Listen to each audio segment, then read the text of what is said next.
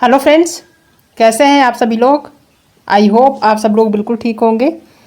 चलिए शुरू करते हैं आज की क्लास। आज की क्लास में डिस्कस करेंगे कुछ इंपॉर्टेंट क्वेश्चन जो कि आपके एग्जाम में पूछे जाते हैं। ये जो क्लास है ये जो है सीटेट सेकंड पेपर का है और एसएसटी यानी कि सामाजिक विज्ञान है। और आप सभी को पता है कि एसएसटी से जो भी क्वेश्चन पूछे जाते हैं वो जो है एनसीईआरटी की किताब से रिलेटेड होते हैं।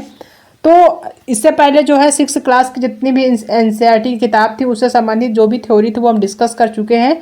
अब 6 क्लास से संबंधित जो भी इम्पोर्टेंट क्वेश्चन है जो हमेशा आपके एग्जाम में पूछे जाते हैं उनको डिस्कस कर रहे हैं। ठीक है, आज की जो क्लास है ये सेकेंड क्लास है। कल पहली क्लास थी, इससे पहले भी हम 20 क्वेश्चन डिस्कस कर चुके हैं। ये आज की सेकेंड क्लास है।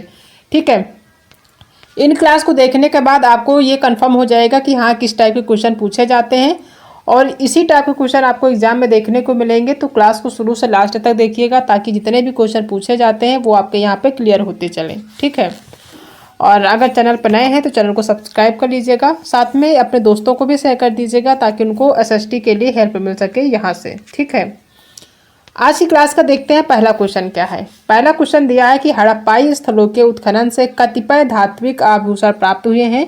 अधोलिखित में से किस स्थल से सोने की चूड़ियाँ प्राप्त हुई है। यानी हड़प्पा जो स्थल है वहाँ पे जब उत्खनन हुआ था यानी खुदाई हुई थी तो कुछ धातु के आभूषण प्राप्त हुए थे, यानी धातुओं से बने आभूषण प्राप्त हुए थे। तो कौन सा जो है स्थल से सोने की चूड़ियाँ प्राप्त हुई थी, किस स्थल से किस स्थान से सोने की चूड़ियाँ प्राप्त हुई थी ये बताना है।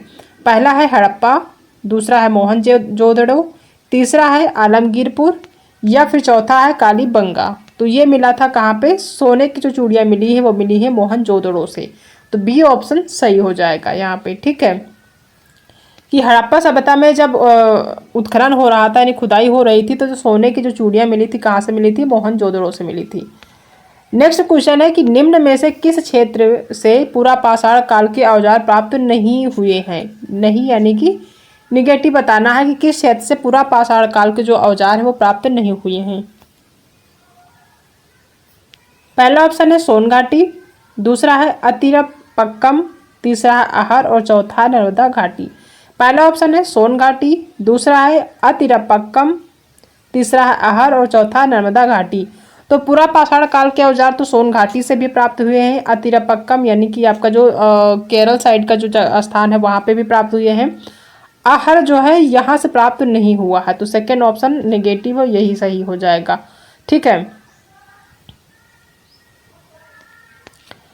नेक्स्ट क्वेश्चन है कि नृवैज्ञानिकों ने, यहाँ पे नृ होगा। ठीक है, नृवैज्ञानिकों ने या नृवैज्ञानिकों में हड़प्पा सभ्यता के निर्माताओं के बारे में तरह तरह के मत मतांतर प्रचलित हैं। अधोलिखित में से किसके बारे में स्वमान्य अवधारणा है कि वे हड़प्पा सभ्यता के निर्माता थे। ठीक है, पहला ऑप्शन है अस्ट्रोलॉयड, दूसरा है पेस्ट्रो अस्ट्रोलॉयड, तीसरा है भूमध्य सागरीय और चौथा है मंगोल। तो ये जो है कहाँ था, ये था पेट्रो अस्ट्रोलॉयड। सेकेंड ऑप्शन यहाँ पे सही हो जाएगा।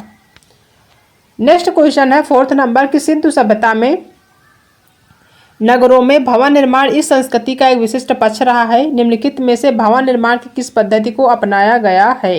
यानी जो सिंधु सभ्यता में जो नगर बने हैं या भवन निर्माण हुए हैं, नगर में जो भवन निर्माण हुए जो घर बने हैं वो जो है किस पद्धति को अपनाया गया, किस पद्धति से बना है ये बताना है। ग्रिड पद्धति से बना है, त्रिभुजाकार से बना है, गोलाकार से बना है या फिर शतरंज की आकृति का बना है। तो ये बना है किस पद्धति से, ये बना है ग्रिड पद्धति से। ठीक है, यानी सिंधु सभ्यता के जो शहर है वहाँ पे जो भी भवनों का निर्माण हुआ, जो भी घर बने हैं वो ग्रिड पद्धति से बने हैं। ठीक है, नेक्स्ट क्वेश्चन है कि सिंधु सभ्यता के अंतर्गत बाह्य व्यापार का प्रमुख स्थान है। आयात निर्यात की प्रक्रिया में अनेक वस्तुएं बाहरी देशों से मंगाई जाती थी। अब इनमें से बताना कि कौन सी ऐसी वस्तु है जो बदखसा से आयात की जाती थी। क्या वो सोना है, चांदी है या फिर लोजवर्द मणि है या फिर मोती है। ठीक है, मोती आपका ऐसे रहेगा। तो ये जो वस्तु आयात की जाती थी वो था आपका लोजवर्द मणि। सी ऑप्शन सही हो जाएगा। नेक्स्ट है कि प्रायः सैंधव स्थल व्यापारिक हित के उद्देश्य से नदियों के किनारे बसे थे, परंतु इसका अपवाद भी है। निम्नलिखित में से कौन सा स्थल तटवर्ती नहीं है। यानी जो हमने पढ़ा है थ्योरी में, जहाँ तक डिस्कस किया है या जहाँ तक हमें देखने को मिले हैं, जितने भी नगर थे वो जो है नदियों के किनारे ही बसे थे। जैसे नदी होता था तो उनके किनारे ही सारे नगर बसाए जाते थे, लोग घर बनाते थे ताकि पीने का पानी उस नदी से मिल जाए। लेकिन ये जो है कहा जाता है कि एक अपवाद है, कुछ ऐसे भी नगर थे जो कि तटवर्ती नहीं थे, यानी कि नदियों के किनारे नहीं थे। तो कौन सा ऐसा जो है नगर है जो नदियों के किनारे नहीं बसा था? ठीक है, पहला है बालाकोट, दूसरा है राना घुई, या फिर सुरकोटदा, या फिर सलभंगा भंगे डोर। ठीक है, सुरभंगे डोर। तो वो जो नहीं है यानी नदियों के किनारे जो स्थल नहीं है वो कौन सा है? तो वो है आपका राना घुई, एक स्थल है जो कि नदियों के किनारे नहीं है। ठीक है, तो बी ऑप्शन इसका सही हो जाएगा।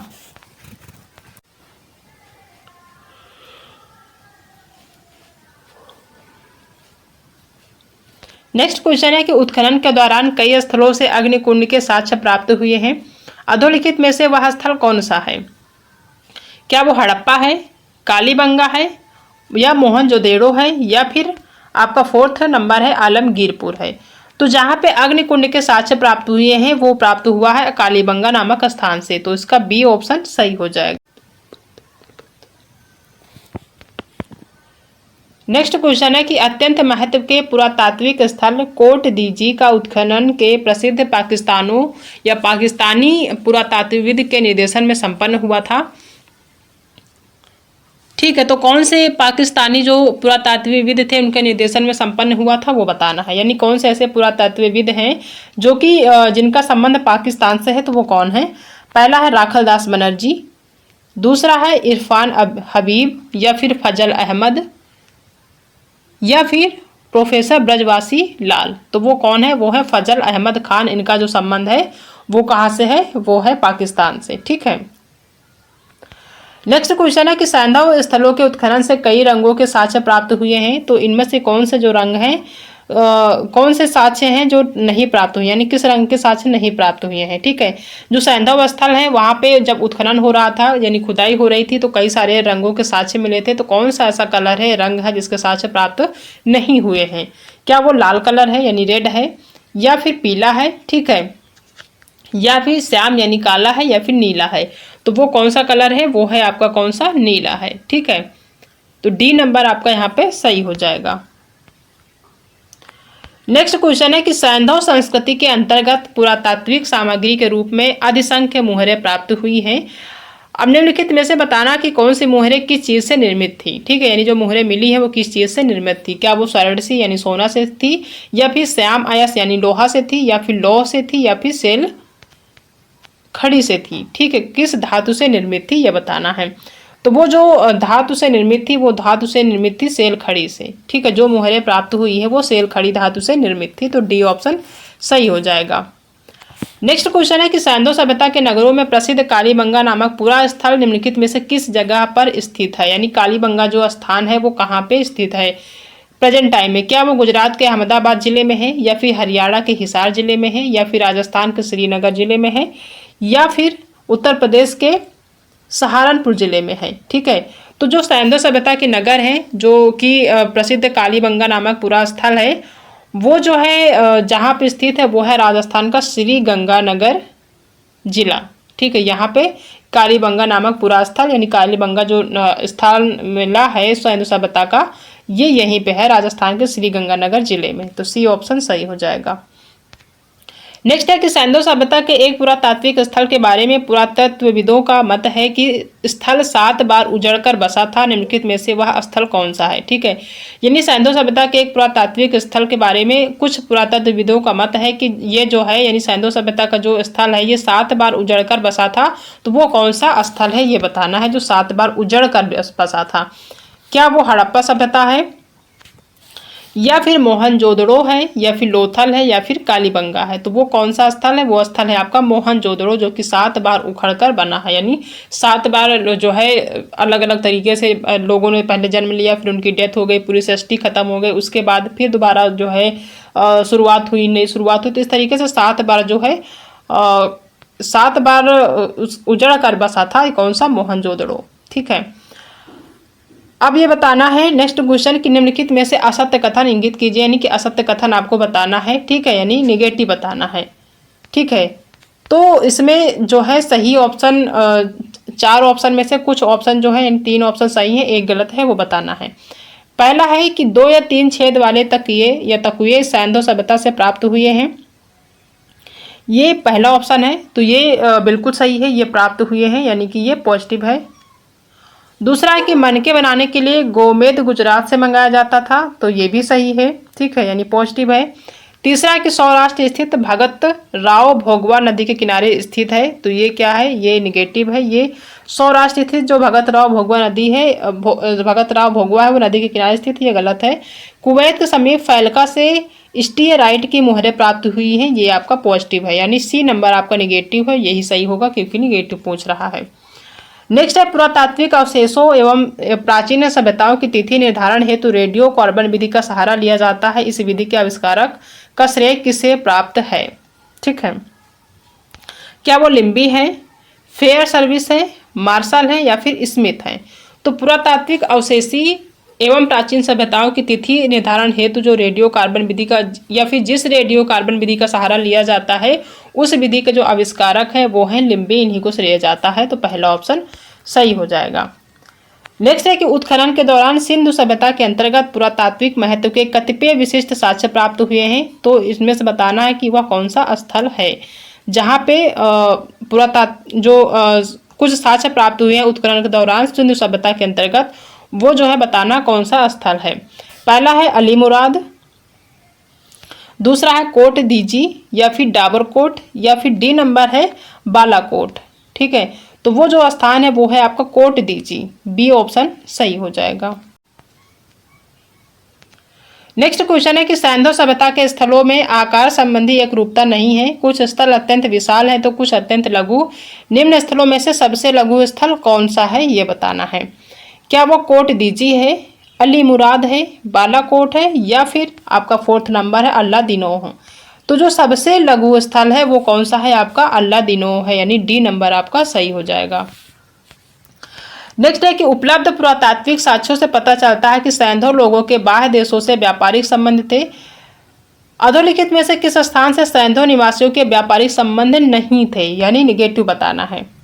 पहला है मेसोपोटामिया, दूसरा है फारस, तीसरा अफगानिस्तान या फिर चौथा ऑप्शन है रोम। ठीक है, तो कहाँ से नहीं प्राप्त हुए हैं, तो वो नहीं प्राप्त हुए हैं रोम से। ठीक है, डी ऑप्शन सही हो जाएगा, यानी रोम जो है वहाँ से सैंधव निवासियों के जो व्यापारिक संबंध है वहाँ से नहीं थे, रोम से। ठीक है, बाकी जगह से थे। नेक्स्ट क्वेश्चन है कि निम्नलिखित में से किस हड़प्पाई स्थल से जलयान एवं चुने हुए कपड़े के साक्ष्य प्राप्त हुए हैं?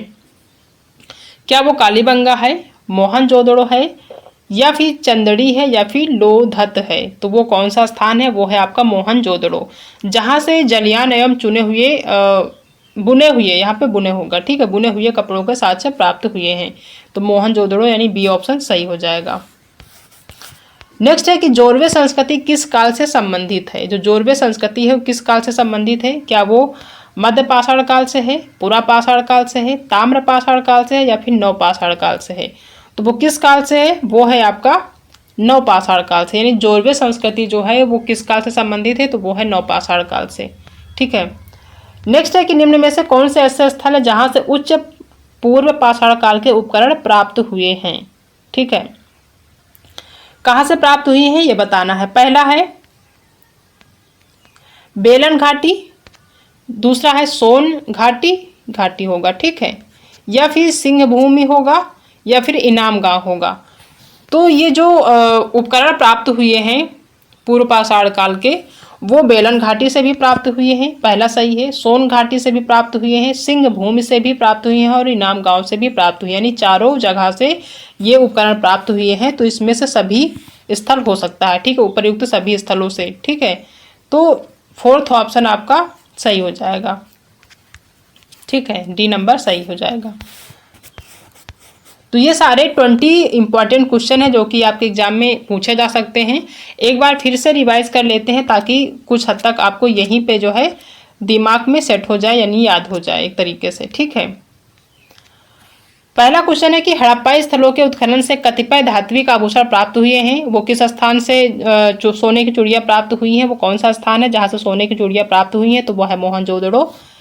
सेकंड क्वेश्चन है कि निम्न में से किस क्षेत्र से पूरा पाषाण काल के औजार प्राप्त नहीं हुए हैं, तो वो है आपका आहार स्थान, सी नंबर।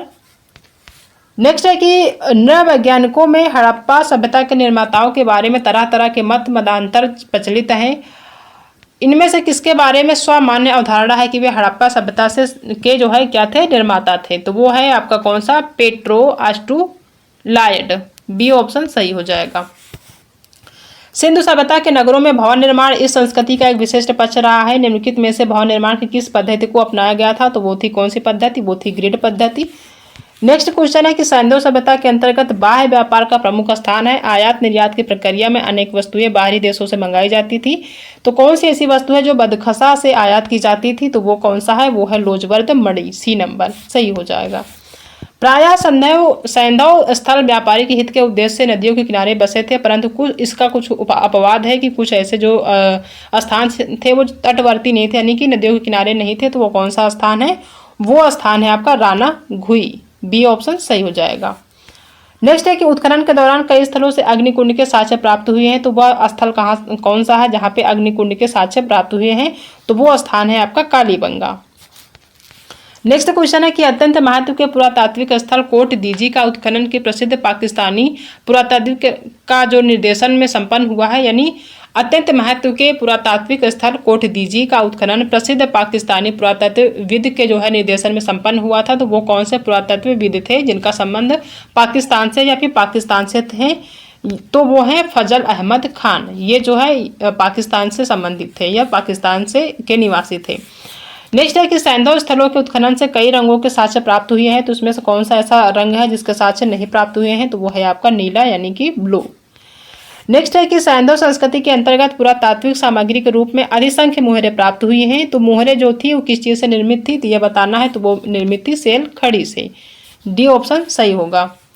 सैंधव सभ्यता के नगरों में प्रसिद्ध कालीबंगा नामक पूरा स्थल निम्नलिखित में से किस स्थान पे है, तो वो जो स्थान है वो है राजस्थान का श्री गंगानगर जिला। यहाँ से जो है सैंधव सभ्यता के जो नगर है कालीबंगा, वो जो है यहाँ पर स्थित है। सैंधव सभ्यता के एक पुरातात्विक स्थल के बारे में पुरातत्वविदों का मत है कि वह स्थल 7 बार उजड़कर बसा था, तो वह कौन सा स्थल है, तो वो है मोहनजोदड़ो। ठीक है। नेक्स्ट है कि अधोलिखित में से असत्य कथन इंगित करना है, तो इसमें जो असत्य है वो बताना है आपको। ठीक है, तो पहला 2 या 3 छेद वाले तकुए सैंधव प्राप्त हुए थे, तो प्राप्त हुए थे। मन के बनाने के लिए गोमत गुजरात से मंगाया जाता था, बिल्कुल सही। सौराष्ट्र स्थित भगत राव भोगवा नदी के किनारे स्थित है, ये गलत है, यही ऑप्शन सही हो जाएगा। नेक्स्ट है कि पुरातात्विक अवशेषी एवं प्राचीन सभ्यताओं की तिथि निर्धारण हेतु रेडियो कार्बन विधि का सहारा लिया जाता था, तो इस विधि के जो आविष्कारक है वो कौन है, तो वो है कौन, आपके लिम्बी है। ठीक है, पहला ऑप्शन सही होगा। नेक्स्ट है कि उत्खनन के दौरान सिंधु सभ्यता के अंतर्गत पुरातात्विक महत्व के कतिपय विशिष्ट साक्ष्य प्राप्त हुए हैं, तो वह जो स्थल है वो कहाँ से है या कहाँ पे है, तो वो है कोट दीजीज में। ठीक है, बी ऑप्शन सही होगा। सैंधव सभ्यता के स्थलों में आकार संबंधी एक रूपता नहीं है, कुछ स्थल अत्यंत विशाल हैं तो कुछ अत्यंत लघु हैं, तो सबसे लघु जो स्थल है वो कौन सा है, तो वो है आपका अल्लादीनोह, डी नंबर सही होगा। नेक्स्ट है कि उपलब्ध पुरातात्विक साक्ष्यों से पता चलता है कि सैंधव लोगों के बाह्य देशों से व्यापारिक संबंध थे, तो किस स्थान से सैंधव निवासियों के व्यापारिक संबंध नहीं थे। ठीक है, तो वो था रोम, जहाँ से व्यापारिक संबंध नहीं थे। मेसोपोटामिया से थे, फारस से थे, अफगानिस्तान से, लेकिन रोम से नहीं था, तो डी नंबर सही होगा। निम्नलिखित में से किस हड़प्पा स्थल से जलियान एवं बुने हुए कपड़े के साक्ष्य प्राप्त हुए हैं, तो वो प्राप्त हुआ है कहाँ से, मोहनजोदड़ो से, बी ऑप्शन सही होगा। जोरवे संस्कृति किस काल से संबंधित है, तो जो जोरवे संस्कृति है वो संबंधित है नवपाषाण काल से, डी नंबर यहाँ पे सही होगा। नेक्स्ट है कि निम्न में से कौन से ऐसे स्थल है जहाँ से उच्च पूर्व पाषाण काल के उपकरण प्राप्त हुए हैं, तो वो आपका बेलन घाटी भी है, सोन घाटी भी है, सिंहभूमि भी है और इनाम गांव भी है, तो ये चारों ऑप्शन आपके सही हो जाएंगे। ठीक है, तो ये सारे 20 क्वेश्चन है जो कि हमने आज की क्लास में डिस्कस किया है। आई होप कि आप सभी को आज की क्लास पसंद आई होगी। अगर आज की क्लास पसंद आई है तो वीडियो को लाइक करिएगा, अपने दोस्तों में भी शेयर कर दीजिएगा, क्योंकि इसी टाइप के क्वेश्चन आपको एग्जाम में देखने को मिलेंगे, तो इसको जो है देखना बिल्कुल भी मत भूलिएगा। और ये सारी क्लासेस आपकी 1 बाय 1 होती रहेंगी एसएसटी की। ठीक है, जब तक आपके एनसीईआरटी के जो जितने भी क्वेश्चन पूछे जाते हैं एसएसटी में वो आपके कंप्लीट नहीं हो जाते। अभी जो हम डिस्कस कर रहे हैं वो 6th क्लास की बुक से संबंधित जितने भी चीज़ें पूछी जाती है वो हम डिस्कस कर रहे हैं। ठीक है, आने वाले टाइम में 6, 7, 8 इन तीनों क्लास की जो भी एनसीईआरटी किताब है उनसे संबंधित जो भी क्वेश्चन है उनको डिस्कस करेंगे, ताकि जो भी क्वेश्चन आपके एग्जाम में पूछे जाते हैं वो आपके क्लियर हो जाए। ठीक है, तो आज के लिए इतना ही। बाकी अगर चैनल पे पहली बार विजिट किए हैं तो चैनल को सब्सक्राइब कर लीजिएगा, क्योंकि ये सारी क्लासेस आपके एग्जाम तक चलने वाली हैं। अगर आपका सेकंड पेपर नहीं निकल रहा है, एसएसटी पे ज़्यादा फोकस करिए ताकि आपके अच्छे नंबर आए और सीटेट अच्छे नंबर से आपका क्लियर हो जाए। ठीक है, तो आज की क्लास में इतना ही। बाकी मिलते हैं नेक्स्ट क्लास में एक नए टॉपिक के साथ। तब तक अपना ध्यान रखिएगा।